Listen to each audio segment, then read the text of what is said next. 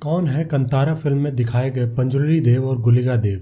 दोस्तों 2022 में Indian cinema में रिलीज हुई इस मूवी ने दर्शकों का दिल जीत लिया है। लोगों का कहना है कि बॉलीवुड को कंतारा से सीखना चाहिए। ये मूवी इतनी हिट साबित हुई है जिसका अंदाजा खुद इसके writer, actor and director Rishabh Shetty को भी नहीं था।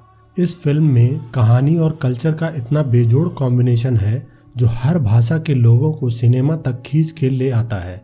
कंतारा की कहानी लोगों को इतनी पसंद आई कि दर्शकों ने इसे ऑस्कर में भेजने की मांग भी की। इसमें दिखाए गए पंजुर्ली देव और गुलिका देव और उनकी पूजा करने वालों के बीच का तालमेल देखकर पूरा भारत भावुक हो गया।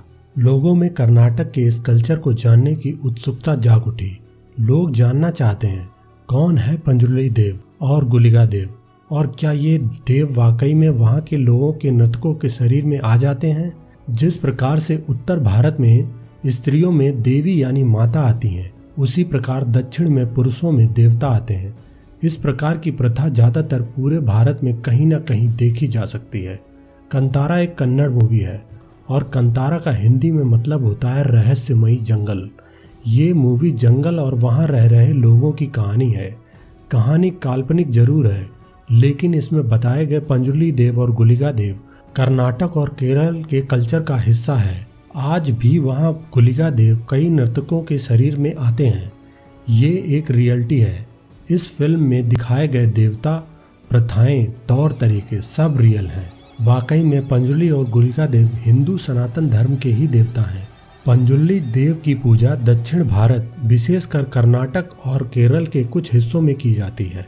वहाँ इनकी कथाएं बड़ी प्रचलित हैं, लेकिन उत्तर भारत के हिस्सों में उसके बारे में बहुत ही कम लोग जानते हैं।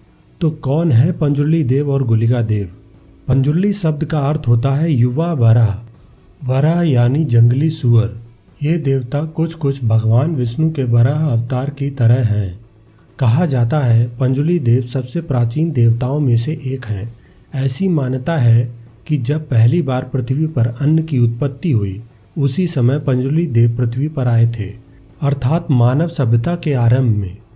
कुछ लोगों का ये भी मानना है कि जब मनुष्य ने खेती करना सीखा तो उस समय जंगली सुअर अपने पेट भरने के लिए उनकी फसलें खा जाते थे। उन्होंने इसे दैवी शक्ति समझ लिया और वराह रूपी पंजुर्ली देव की उपासना करना आरंभ कर दिया ताकि वे उनकी फसलों की रक्षा करें। तब से ही पंजुर्ली देव की पूजा हो रही है। आज भी पंजुर्ली देव की पूजा करते समय उनको अन्न अर्पण करते हैं। इसके बाद पंजुर्ली देव के समक्ष एक बेहद प्राचीन नृत्य किया जाता है जिसे भूता कोला कहते हैं। कोला का अर्थ तुल्लु भाषा में नृत्य होता है और भूता इस नृत्य का एक प्रकार है। ये नृत्य बहुत देर तक चलता है और जब नृत्य करने वाला व्यक्ति थक जाता है तब लोग उस अन्न को समर्पित करते हैं। ये एक प्रकार से उनसे अपनी फसलों की रक्षा के लिए की गई प्रार्थना होती है। पौराणिक कथा के अनुसार एक वराह के 5 पुत्र हुए, लेकिन उनमें से एक नवजात बच्चा पीछे छूट गया। वो भूख प्यास से तड़पने लगता है और मृत्यु के कगार पे आ खड़ा होता है। उसी समय माता पार्वती वहां भ्रमण करते हुए आती हैं। जब उनकी नज़र नवजात वराह शिशु पर पड़ती है तो उन्हें उस पर दया आ जाती है और वे उसे कैलाश लेकर आ जाती हैं। वहाँ वो उसे अपने पुत्र की भांति पालने लगती हैं। समय बीतता जाता है और धीरे धीरे वो नवजात वराह एक विकराल वराह का रूप ले लेता है। समय के साथ उसके दांत भी निकल आते हैं जिसमें उसे खुजली होने लगती है। उस खुजलाहट को मिटाने के लिए वो पृथ्वी पर लगी सारी फसलों को नष्ट करने लगता है। इससे संसार में भोजन की कमी हो जाती है और लोग भूख से बेचैन होने लगते हैं। जब भगवान शिव ने यह देखा तो उन्होंने संसार के कल्याण के लिए उस वराह का वध करने का निश्चय किया। जब माता पार्वती को यह पता चला तो उन्होंने महादेव से उसके प्राण न लेने की प्रार्थना की। माता की प्रार्थना पर महादेव ने उसका वध तो नहीं किया, लेकिन उसे कैलाश से निष्कासित कर दिया और पृथ्वी पर जाने का श्राप दे दिया। अपनी प्राण रक्षा के बाद उस वराह ने महादेव और माता पार्वती की प्रार्थना की और तब भोलेनाथ ने उसे एक दिव्य शक्ति के रूप में पृथ्वी पर जाने और वहां पर मनुष्य और उनकी फसलों की रक्षा करने का आदेश दिया। तब से वो वराह धरती पर पंजुर्ली देव के रूप में निवास करने लगे और पृथ्वी पर फसलों की रक्षा करने लगे। इसी कारण से लोगों ने इन्हें देवता की तरह पूजना शुरू कर दिया। मूवी में पंजुर्ली देव के साथ साथ एक और देवता गुलिगा का भी जिक्र किया गया है, जो देवता का उग्र रूप है। प्राचीन कथा के अनुसार एक बार माता पार्वती महादेव के लिए भस्म लाईं। उस भस्म में एक कंकड़ था जिसे भोलेनाथ ने पृथ्वी पर फेंक दिया। उसी कंकड़ से गुलिगा देव अपने उग्र रूप में जन्मे। वो शिव जी के पास जाकर पूछते हैं कि मैं कहाँ रहूं। इस पर शिव जी कहते हैं ये तुम विष्णु भगवान से जाके पूछो। ये सुनकर वो विष्णु भगवान जी के पास जाते हैं। भगवान विष्णु उन्हें धरती पर एक स्त्री के गर्भ में भेज देते हैं। 9 माह के पश्चात गुलिगा देव अपनी माँ से पूछते हैं कि वो किस मार्ग से बाहर आए। इस पर उनकी माता ने कहा जिस मार्ग से सभी संतानें आती हैं उसी मार्ग से आ जाओ। पर गुलिगा देव ने ऐसा नहीं किया। उन्होंने अपनी माता का पेट फाड़ डाला और उसी से बाहर निकले। वो अत्यंत भूखे थे, इसलिए वो कुछ खाने को ढूंढने लगे। उन्हें इतनी भूख लगी थी कि उन्होंने सूर्य को खाने का प्रयास किया। फिर उन्होंने मछलियां खाईं और जानवरों का खून पिया, लेकिन इससे भी उनकी भूख नहीं बुझी। देखकर भगवान विष्णु ने उन्हें अपनी छोटी उंगली खाने को दी, जिससे उनकी भूख शांत हुई। एक कथा के अनुसार पंजुर्ली देव और गुलिगा देव में एक बार युद्ध हुआ जो बहुत दिनों तक चला। फिर मां पार्वती ने आकर युद्ध को बंद कराया और उन दोनों को एक साथ रहने की आज्ञा दी। इसी वजह से आज भी पंजुर्ली देव और गुलिगा देव को एक साथ पूजा जाता है। जहां पंजुर्ली देव सौम्य स्वभाव के हैं, वहीं गुलिगा देव उग्र स्वभाव के हैं, लेकिन फिर भी ये दोनों शांति से एक साथ रहते हैं। अब बात करते हैं मूवी में दिखाए गए भूता कोला की। कोला का अर्थ होता है नृत्य।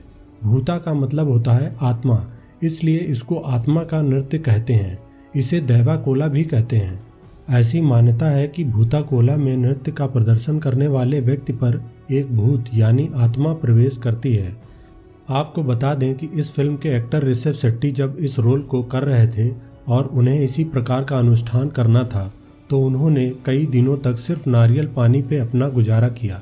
उन्होंने नॉनवेज और सभी प्रकार की गलत चीजें छोड़ दी। कहते हैं उसमें देवता का वास होता है जो इस भूता कोला नृत्य को करता है। भूता कोला नृत्य पारंपरिक माना जाता है। इसका मतलब है कि ये कला पीढ़ी दर पीढ़ी चलती है। जो व्यक्ति भूता कोला नृत्य में निपुण होता है वो अपने सबसे योग्य संतान को ही इसकी शिक्षा देता है और उसके बाद उसका वही बेटा भूता कोला का नृत्य करता है। इसके लिए उसे कठिन प्रशिक्षण लेना आवश्यक होता है। केवल वही व्यक्ति भूता कोला नृत्य को करने योग्य माना जाता है जिसका मन पवित्र हो और जिसके शरीर में उस नृत्य के प्रदर्शन के समय देव या भूत प्रवेश कर सकें। दोस्तों, कई लोगों ने कंतारा के क्लाइमेक्स को इस तरह से एक्सप्लेन किया है कि शिवा यानी ऋषभ शेट्टी गुलिगा का रूप धारण करते हैं क्योंकि पंजुली घर परिवार की रक्षा करते हैं और गुलिगा को खेतों और जंगलों की रक्षा की जिम्मेदारी सौंपी गई थी। पंजुली देव खेतों की रक्षा के लिए गुलिगा देव से उग्र रूप धारण करने की इच्छा जाहिर करते हैं। मूवी के क्लाइमेक्स में शिव वो बन जाते हैं जो पंजुली चाहते हैं और इसीलिए उनका नाम भी शिव रखा गया है। गुलिगा को शिव का ही रूप माना जाता है। कई सालों तक पंजुली उसे दिखते हैं और उसे यही संदेश देते हैं, लेकिन वो उनका विरोध करता है, बिल्कुल पंजुली और गुलिगा की लड़ाई की तरह। और अंत में शिव सब समझ जाता है। दुश्मनों से उग्रता से लड़ने के बाद एंड में पंजुली और गुलिगा देव का नृत्य एक साथ दिखाया जाता है। दोस्तों, आपको क्या लगता है, शिवा में पंजुली देव आए थे या गुलिगा देव? कौन सी एक्सप्लेनेशन आपको ज़्यादा अच्छी लगी?